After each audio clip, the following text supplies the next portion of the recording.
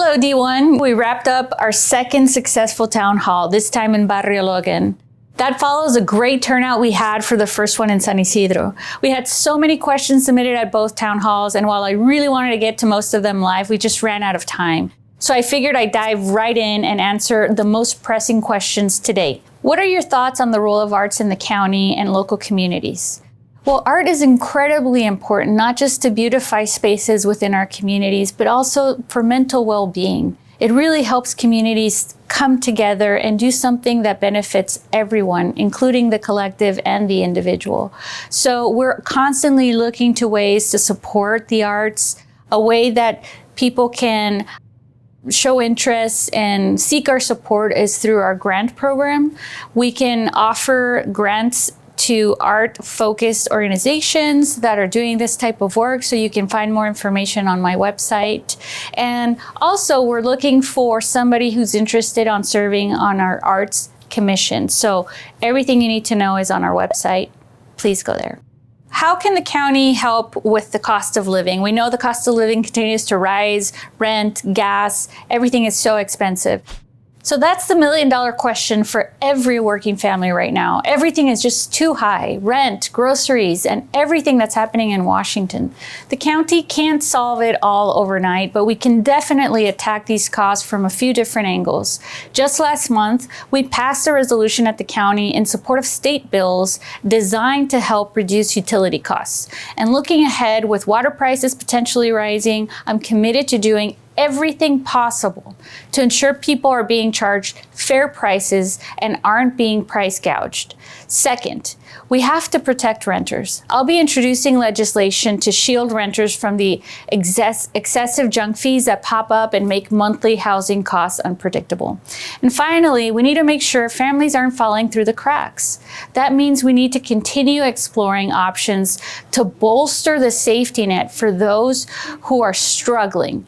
So just as critically, we have to ensure workers' rights to organize and fight for better wages and benefits they already deserve are fully protected.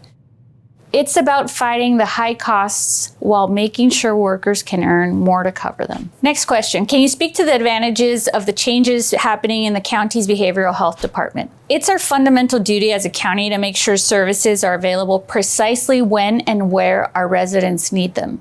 Critically, we have to keep in mind, we have to remind ourselves that there is no one-size-fits-all approach. Forcing people into a rigid system that results in a dysfunctional mess that ignores their individual needs is the last thing we want.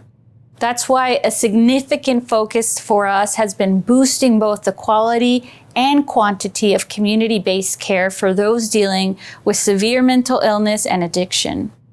In practice, this means we've significantly expanded long-term care services that provide continuous medical and emotional support, and we're coupling that with housing support to help prevent homelessness. Understanding that our communities were not prepared for the recent immigration enforcement, can you share what you may be able to do to support children whose parents have been deported? This is a great question. Our communities across the nation weren't ready for the sudden reality of increased immigration enforcement. When we talk about vulnerable kids being left without a home, our priority is zero delay action.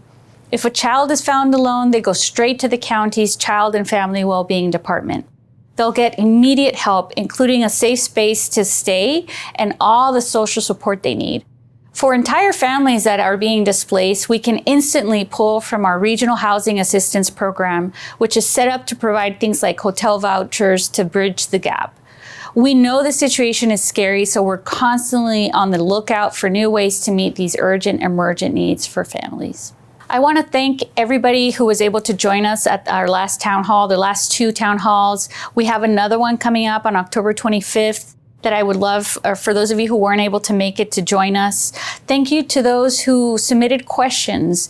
I love answering questions both in person or virtually in any way, shape, or form. This is my job. I'm here to represent the people of District 1, and I want to make sure that you all who are in the district know that I'm here for you, I hear you, and we're going to continue to work towards improving the quality of life of all of our residents.